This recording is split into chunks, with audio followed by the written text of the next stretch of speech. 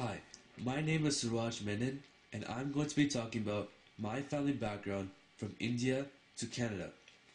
But before I talk about my family, let me tell you some things about India. So let's begin. India is one of the most beautiful countries to see. It is located in the south part of Asia.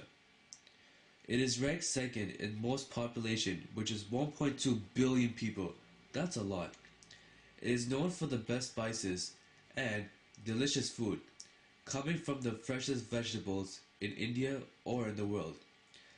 Let us not forget about one of the seventh wonders of the world, the Taj Mahal, that was created by Mughal Emperor Shah Jahan in the memory of his third wife, Mumtaz Mahal.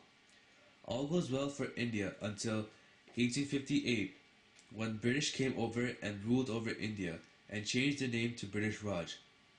They also brought troops from Canada because British ruled Canada and used them as guards. This was bad for India because they would have to obey everything that the people of Britain commanded, like cleaning their shoe or bringing their food, snacks, and drinks. If you did not, the British police would take you and maybe other people that were disobedient, either torture you or kill you. They did not treat the people of India very well. The people of India worked tirelessly to get the job done. The negative effects of having Britain ruling was that the British would take raw materials for low cost from India and then they sold the finished goods for high rates in the market. Besides taking advantage of the Indian market for their own benefits, the British were killing domestic homes. But there were good effects about the British Raj, like the income rate between 1858 to 1900, so people would still have money to survive for either themselves or their family. Another good thing was that for someone to get elected as prime minister or president, it was decided by popular vote. Later, Gandhi came in. Mahatma Gandhi was born on October 2nd, 1869. He studied law and came to defend the rights of Indians, both at home and in South Africa. My great-grandfather, who was a landlord, also came in to support Gandhi in getting independence.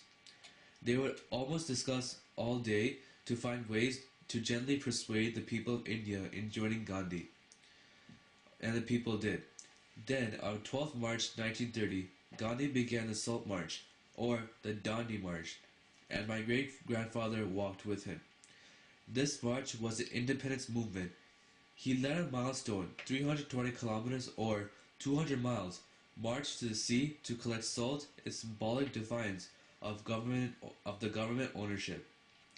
In 1947, India got their independence, but there was another issue.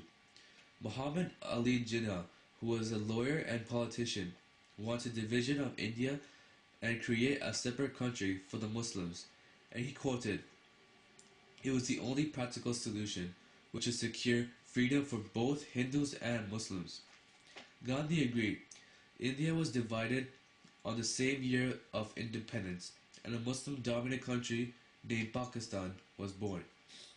But soon after, it was still an issue. Many people in India hated the idea of separation, and Nathuram Godse was one of them. On January 30th, 1948, Nathuram Godse took a small revolver and shot Gandhi 3 times, 2 to his belly and 1 in the chest. Before he fell, he spoke his last words, "Hey Ram," which he is calling God. It was the saddest day for India because they lost the father of the nation. As soon as my great-grandfather heard about the death of Gandhi, he was devastated. Later, he retired. Now comes in my grandparents.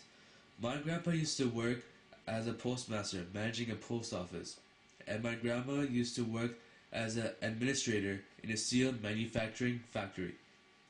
They both did well for themselves and provided good education and lifestyle to my dad. My dad, right after completing his education, he went to Saudi Arabia to manage a chain of hotels. Few years later, he came back to India, and in 1996 he married my mom. Later, he was not sure whether he wanted to move to USA, Australia, or Canada. He chose Canada because it was safe and peaceful.